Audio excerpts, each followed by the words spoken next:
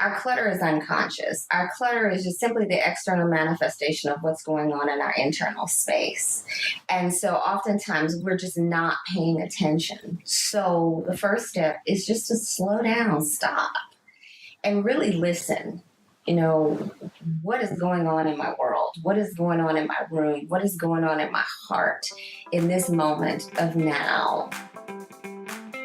Welcome to Spark Joy, the podcast dedicated to celebrating the KonMari method and the transformative power of surrounding yourself with joy and letting go of all the rest.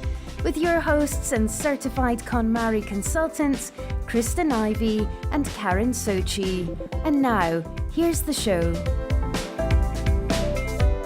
Our guest today is Dr. Melva Green, best known for her work on critically acclaimed A&E series Hoarders. Dr. Green is a psychiatrist and spiritual healer specializing in real-life living. She is the co-author of Breathing Room, Open Your Heart by Decluttering Your Home. It's a wonderful book that has a blend of personal stories interwoven into a clear, practical guide on decluttering mentally, emotionally, and spiritually. Her dynamic approach helps us to demystify this cluttering business, release the judgments when things start to pile up, and honor our sacred messiness as a path to a greater self-awareness. Welcome, Dr. Green. Welcome. Thank you. I'm glad to be here. So, Dr. Green, here at Spark Joy, we often discuss major moments in our lives, epiphanies or turning points that really shift our trajectory or kind of change our course. These stories, they often involve letting go to course correct or attract what we truly want in life.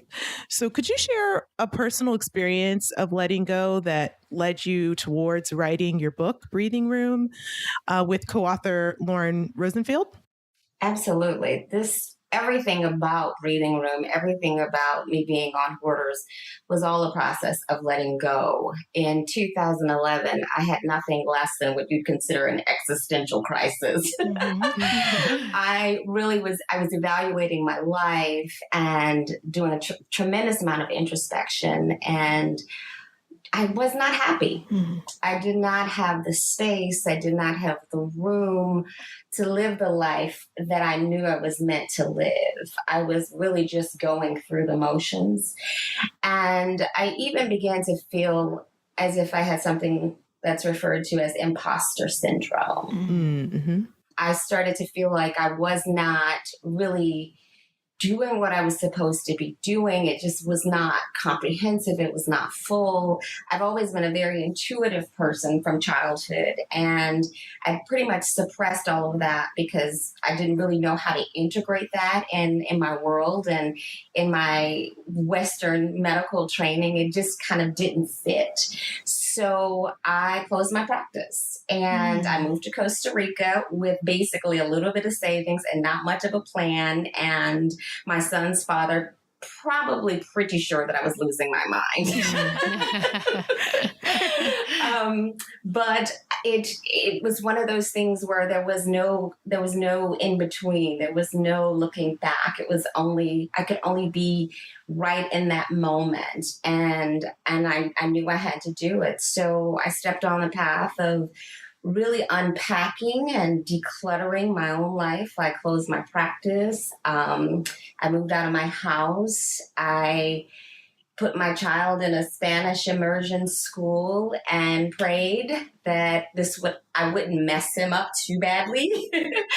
and then life started to fall apart yet fall together at the same time. Mm-hmm. So within 48 hours after I closed my practice, I got the call from the network about coming on Hoarders. And I'd never reached out to the network. I'd never thought about being on television in that way. I'd done a lot of CNN, Good Morning America, Mind and Mood Special. I'd done a lot of that sort of stuff as an expert, but I hadn't been a part of the series. Mm-hmm. And somehow they found me in the cyber world. And I was very honest. I said, I don't know if you really want to touch me right now. I'm going through it. And I'm like, and on top of it, I have I'm on this path of really trying to understand things from a more holistic perspective and really understand the mind, the mood, and food, and rest and breath, and in a way that makes sense to me. And so that's where I am, and that may be a little too woo-woo for your audience. And the response I got was, well, if it's too woo-woo, we'll just edit it out. Wow. And so I said, well, okay, and the other part to this is I'm moving to Costa Rica. And I was asked, well, will you fly from Costa Rica to film the show? Oh my gosh. Yeah, okay, I'll do that too.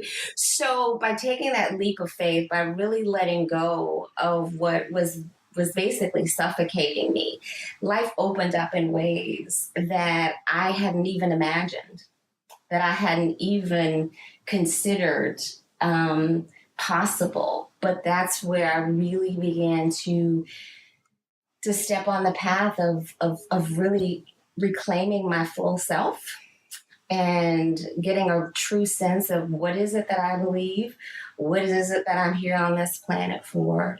And then I met Lauren. Lauren had watched the show. My co-author had watched the show, and I was in Costa Rica, and she reached out to me and she said, I'm a fan. I love your work. I love your style. And I've got this book idea. Would you write a book with me? And I was like, hell yeah. And she's a student of Thich Nhat Hanh, the spiritual teacher and monk. And she had a strong meditative practice, and she believed in what I believed in. And we put together this idea, and then Breathing Room was born a year and a half later. Wow, that's a great story. I love the risk taking and having it pay off so quickly and in such a clear way. It must have been extremely rewarding and gratifying. Yeah, it was rewarding, gratifying, and a little discombobulating at the same time. I can only imagine. Yeah, a little discombobulating, but at the same time, it's one of those things that it's like the universe's wink, that you're on the right path, Right. like you're completely setting your life ablaze, but that blaze is like burning down everything that's in the way. Right. And making a way for what you're really here to do. So, Dr. Green, you take a spiritual healing perspective in the work that you do toward curing anxiety disorders, which is something that we can definitely relate to as KonMari methodologists, because, of course, KonMari is infused with a lot of Zen-based principles and themes. What impact has your spiritual healing approach had in your work with your clients? It's broadened the approach. It's broadened my approach. It's broadened the client's experiences. Oftentimes, people are very conflicted about anxiety, about obsessive compulsive conditions. They're very conflicted about the therapeutic approaches, and understandably so. Some people don't want to just take medication. There's nothing wrong with taking medication, but some people, they have a lot of apprehension about it. And so once all of the organic causes of these conditions are ruled out, like making sure there's not a thyroid condition or there's something else going on that's causing the anxiety, then helping people to kind of look at what all of their options are in addition to medication. What else is out there? What else has been tried? What is actually not necessarily the most sought after or the gold standard, but in terms of the medical community, but what actually is out there that we actually know works from ancient, age-old wisdom. And so I think what it's probably done most is it's given clients permission to pursue other paths. And I'm quick to tell someone, listen, you've tried all of these alternatives, for a while, and listen, your life's a mess, Mm-hmm. you know, and we've got to look at, and we've got to weigh the pros and the cons of taking this path. Mm-hmm. We have to look at what you're also risking, or what's it costing you in terms of your children or in terms of your marriage. Let's look at everything. Let's look very openly and honestly. So I'd say it's given people permission to pursue all sorts of alternatives that they may not have looked at. And I also think it is reduced a lot of shame. Oh, interesting. So one of the things that Kristen and I talk about, and we talk about this with a lot of our colleagues, is how connected disorganization seems to be with anxiety levels and anxiety disorders. And so many of us have experienced within ourselves and also working with our clients is the high degree of anxiety that seems to kind of run through concerns about living space. And in Breathing Room, you take a deep dive into the connection between living space and heart space. How does this connection help us with our decluttering missions on a deeper level in our being? So most of our clutter is unconscious. It's not something that we're consciously aware that we're doing. Most of it is an attempt to adjust to the anxiety, to adjust to a trauma, to adjust to life. And oftentimes it's not really a conscious process of getting disorganized. And then you have the added complexity, if you will, of being anxious about the process of decluttering. You know, so wanting to get it right or wanting to attack the clutter and all of these things that only increase the anxiety. So one of the things I oftentimes say is like, let's drop this need to attack the clutter. Let's drop the need to attack the hoard, because that's going to burn out very quickly. That's going to give you an immediate adrenaline rush, and then you're going to poop out. And then you're gonna get into this cycle of being disappointed in yourself and then ashamed of yourself, and you know it just goes on and on and on. And there's a stagnation. So the anxiety piece is huge, and at many different levels. You know, both the performance anxiety, the anticipation anxiety. There are many different levels of anxiety that are involved in disorganization. Wow, that's definitely something we've run across as well when working with clients. Is the process itself can it gets a little messy, right? Right. Before things get better, and even the fact that clients can't find certain things temporarily will send someone down a spiral of anxiety as they're working on decluttering. Wondering if you've found that to be the case as well in your work. Oh, absolutely. So that's why one of the first things that I start with when I'm working with anybody is to get them to be kind to themselves. Sure. To move into a level of awareness that this messiness is just a part of life. This anxiety is just, everyone gets anxious. Like this is a part of life. And so shifting the mindset, shifting the heart space into more self-love and tenderness, so that they can actually harness enough energy to start the process. Because that's oftentimes where people stall the hardest, is at the beginning. Because there's so many layers, there's so much stunting the process, so much that they put in their head that it's got to be like this, and if it's not like this, then it means this. So just kind of taking all of that off the table and saying, you know, everybody's got mess, everybody's got clutter, everybody's got junk. That's if you're alive, you've got junk. If you're alive, but it's not, the mess is it's not in the way. It's part of the way. Yeah, I love that. If you can just slow down enough, be tender enough with yourself, and forgiving enough of yourself to realize that everybody is in this boat. Some people are just at different levels. Yeah, I think there's that's the adage you just made me think of, the adage that says that we sometimes compare our insides to everyone else's outsides. And I've heard so often with my clients, oh, this must be the messiest place you've ever seen. And assuming that everyone else has this perfect, picture ready, lovely home with everything, and everything is in order. And actually that's almost universally not true. Everyone, even the tidiest person, has day-to-day clutter that they're dealing with. Everyone. And if they don't, then that can be an indication that they're at the other extreme. Exactly. Very true. So, or in take denial. your poison. Exactly. Right, exactly. Because I'm telling you, I'm having some renovations done at my own home, and if someone had come in today, they would have thought, "Are you really the doctor on orders?"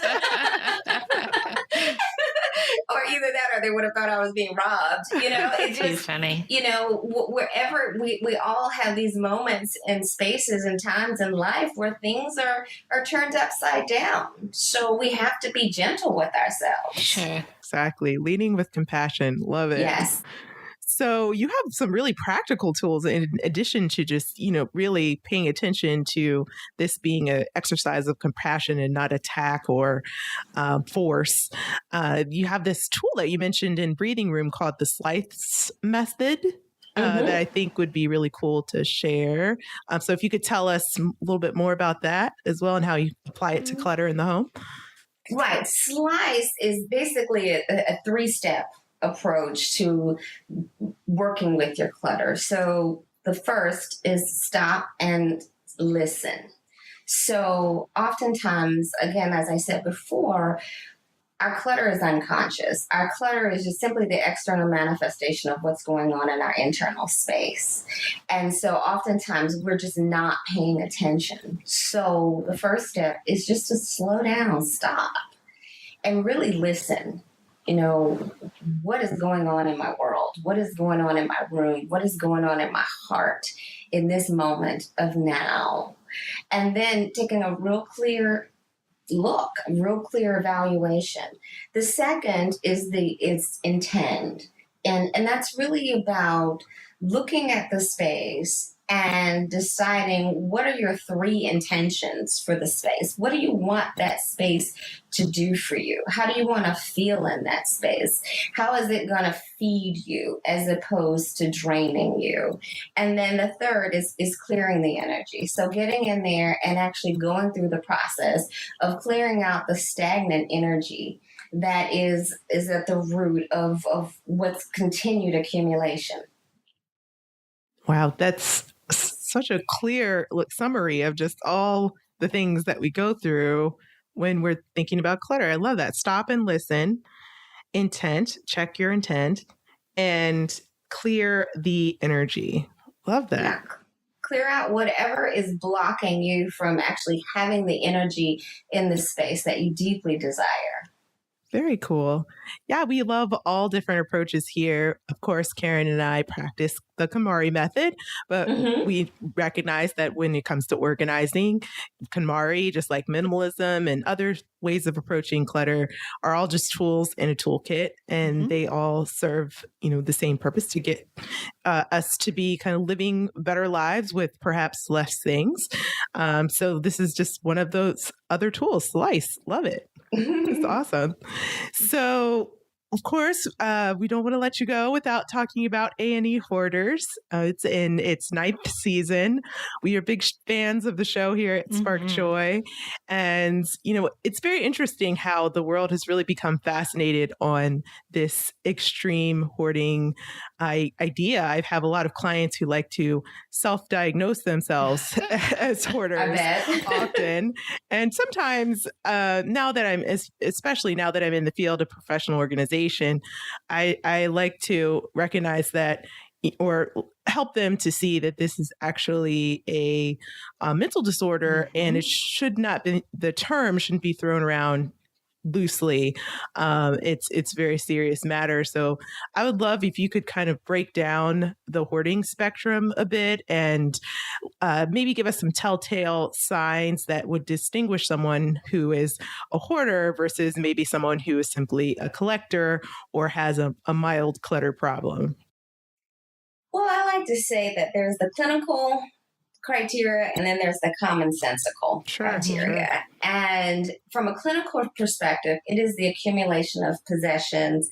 It is the overvaluing of, it's an assessment of, that exceeds the actual value of what they're actually holding on to. Mm-hmm. But the quintessential criteria for hoarding disorder, which is now its own diagnosis, it's no longer a sub-diagnosis in terms of the DSM anymore. It's got its own diagnosis.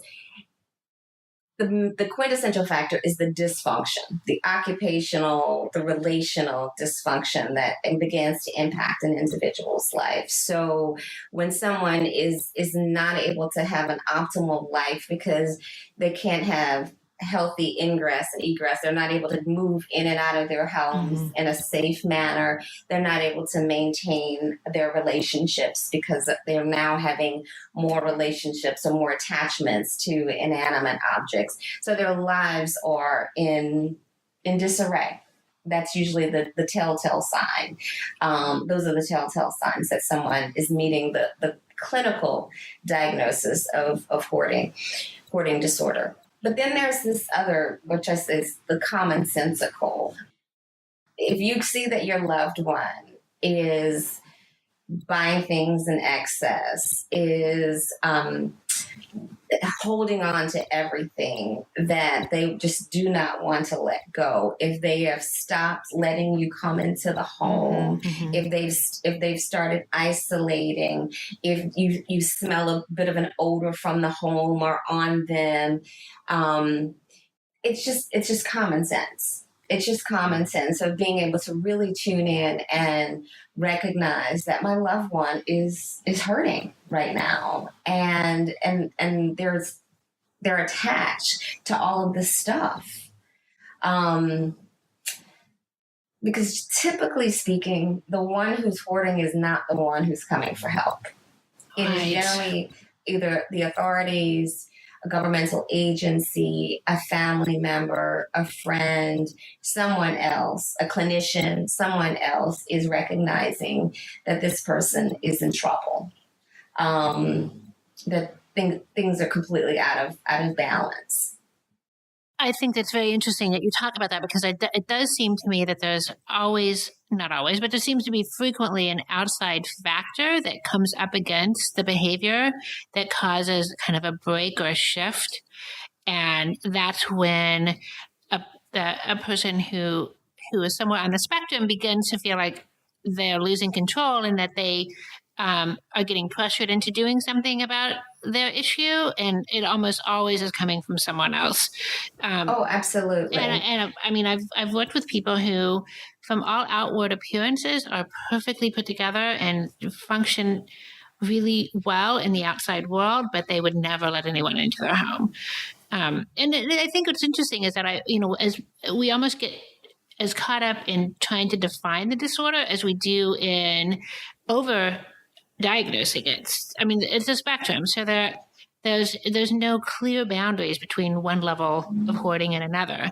At least in my experience, it's just super interesting to me to see the different variations in how people, follow along this whole spectrum of the OCD disorder.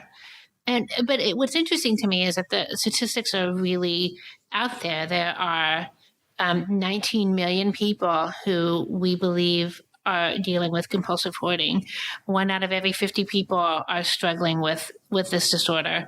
Is there something in particular that you feel causes or is a root cause of a hoarding situation?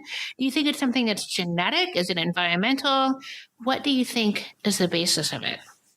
Well, Karen, it's interesting that you brought those numbers up, because I think those numbers are grossly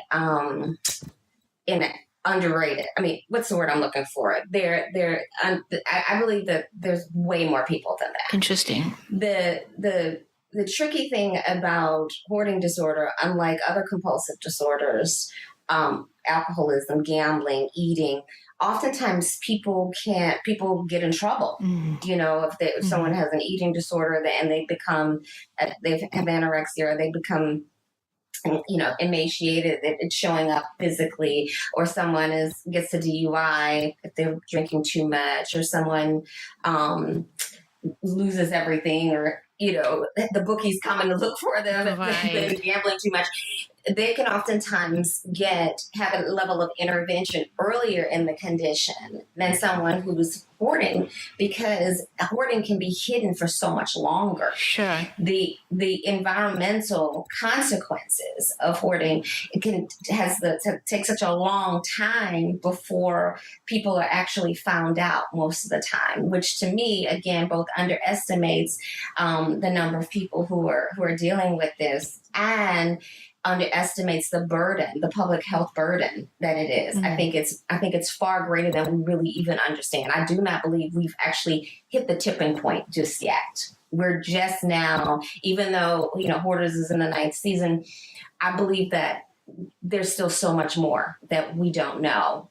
For the very thing that you said, there are certain people who are very put together, and you'd never know. Right. You'd never know that they have this other life, if you will, that they have this other compulsion. And this level of dysfunction in this aspect of their life. So I wanted to bring up that particular point. But you asked the question is, do I believe that there is sort of a root cause? We don't actually know what causes hoarding. It does tend to run in families. But in my personal experience, it is trauma. Oh. In my personal experience, it is trauma. It is complicated grief. It is unresolved grief. And which is partly why I'm so grateful that I get the opportunity to work with people at both the biochemical level as well as the psychospiritual level. Because oftentimes there is some deep grief, some deep loss, some deep trauma that they have not processed, and that they have not integrated. And when you can actually help the person actually get to the core of the wounding, the core of the hurt, the core of the insult to the psyche, that's when we can start to unpack. That's when we can start to actually do the healing work that really allows them to to disentangle themselves from all of the physical clutter, from all of the physical hoard. I've seen it with divorce. I've seen it with death. I've seen it with sexual trauma. I've seen it all. Interesting. Yeah. I've seen it all. But oftentimes, getting the person out of whatever crisis they're in is the number one priority. If they're going to lose their home, or if they're going to lose their children, or, oftentimes, first things first. But the deeper healing, the deeper transformation has everything to do with helping them to get to whatever that core trauma is. Yeah. And as you're helping them, it often seems like you are fighting the toughest battles, at least from what we see on the show. You're definitely facilitating super major breakthroughs that often seems like sometimes no side truly wins in the war against stuff. But have you experienced situations where the resistance is just so strong that, the person can't be helped? Or how do you handle those situations where you have either the hoarder themselves coming at you, or the family member just in such an aggressive way? In my career, and I've been doing this for about 14 years, I've had two where I literally just hung my head. The resistance was so thick, the walls so high, there was no getting in. And it is disheartening because you know how the story ends, but they were so entrenched in the addiction, their own, how they were protecting themselves or protecting their quote unquote valuables, was so rigid that there was no getting through. And to be perfectly honest with you, that's when I really began to have another level of respect for this condition. Just how destabilizing and how harmful it can really be for a person. Wow, very sobering. Yeah. No, I've seen it, and I've also had the other side too, where so much damage was done to the family, because in my experience, typically the success of someone who has this condition largely depends on their family support system. Those people who have the strongest support system, people who have folks who are saying, I'm not going to give up on you. I'm not going to come and spend the night, but I'm not going to give up on you. Those people tend to do better. People who are isolated or whose family, they burn so many bridges that they really have no one, right, in the way of a support system, they tend to continue to deteriorate. So I've also experienced the other resistance, that other piece where so many bridges were burned. So many hurts were delivered to the children or to the family member that I really couldn't get them to buy in to support this person in the recovery process. And that's also another one where it also gave me another level of respect for the condition, just how much damage can be done to a family, especially to small children, when someone is suffering with this. Wow. Yeah. It's amazing. Sometimes, how do you even begin? Do you have like a do's and don'ts in terms of what to say or not say when you're trying to either get someone some help or walking them through the process?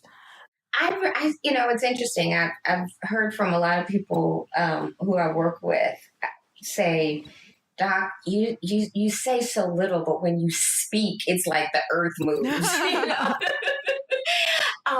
So I don't speak.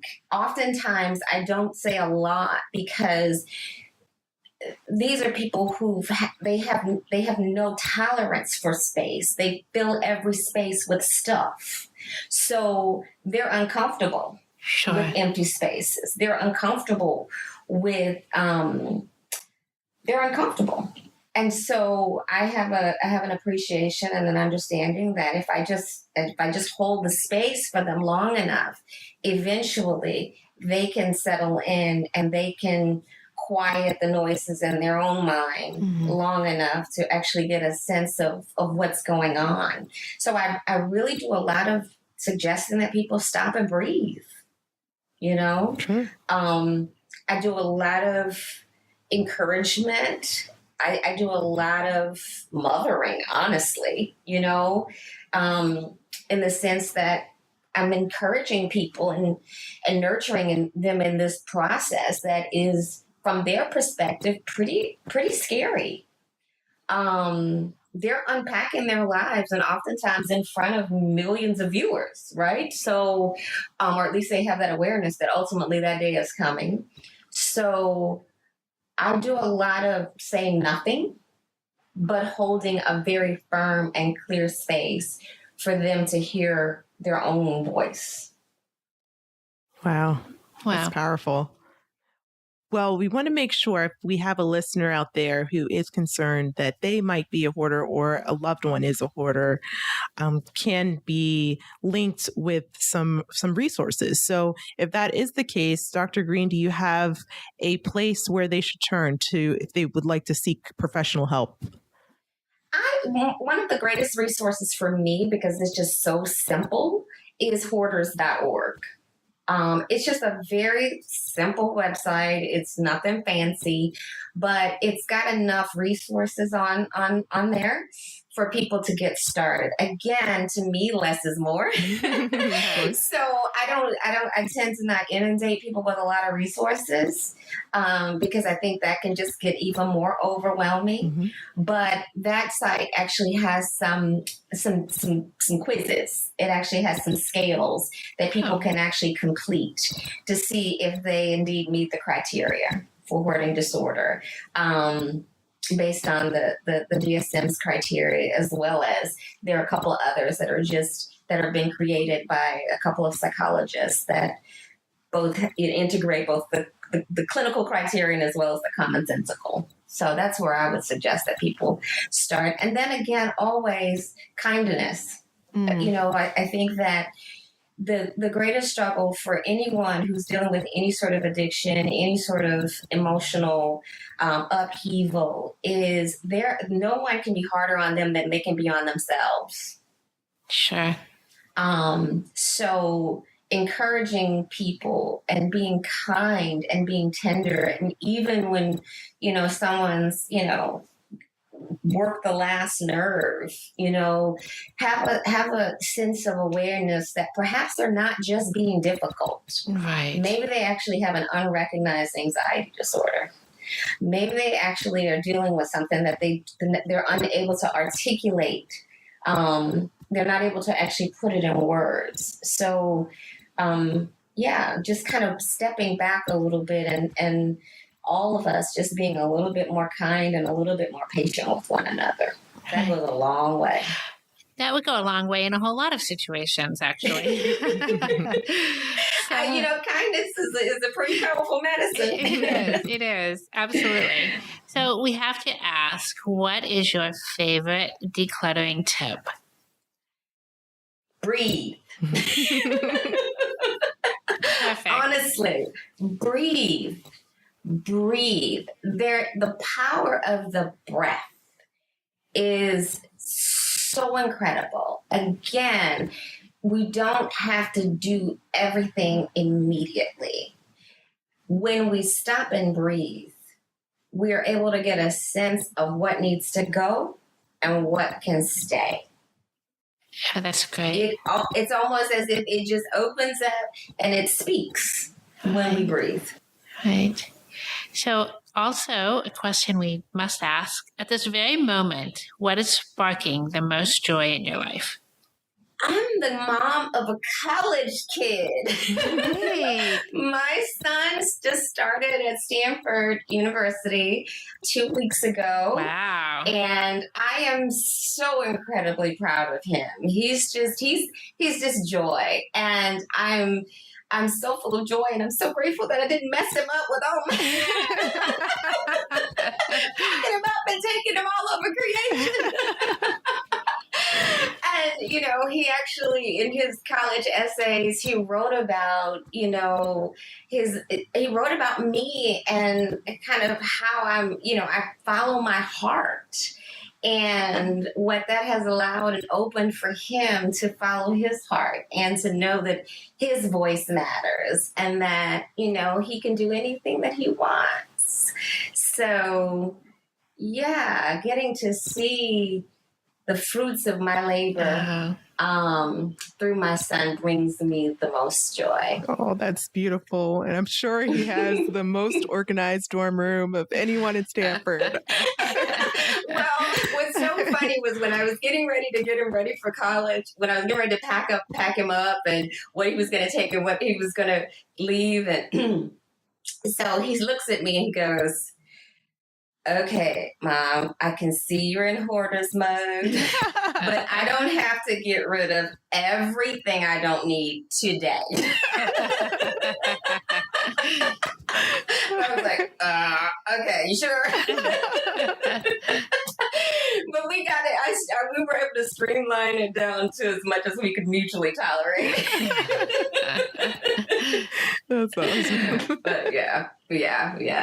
Well, thank you so much for joining us today, Dr. Green. It's been fantastic. And it was great having you here.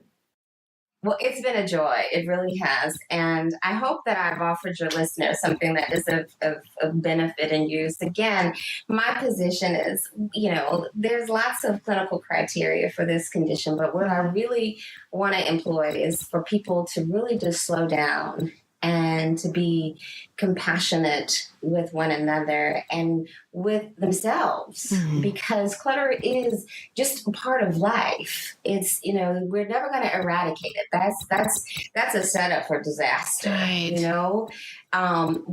Be at peace, do what brings peace in the moment, and pace ourselves. Don't be in such a hurry to just clear out everything, because the fact of the matter is it's coming back. It's just coming back. You can get rid of it all, but it's just coming back. Right. Wow, that's really great. I really appreciate your message to our listeners and to us tonight.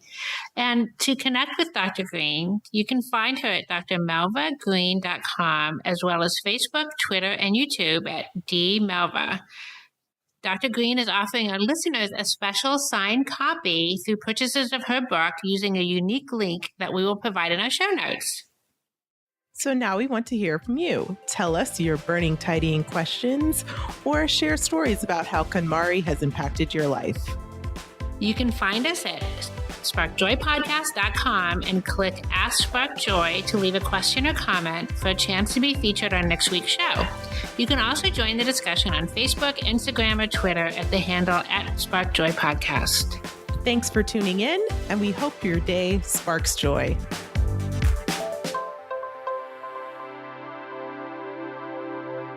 Thank you for listening to Spark Joy with your host, Kristen Ivy of For the Love of Tidy in Chicago, and Karen Sochi of the Serene Home in New York City.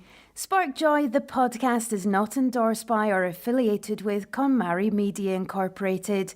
The opinions expressed on this episode represent the views of the co-hosts and guests alone and do not represent the corporate position of KonMari Media Incorporated or the KonMari consultant community.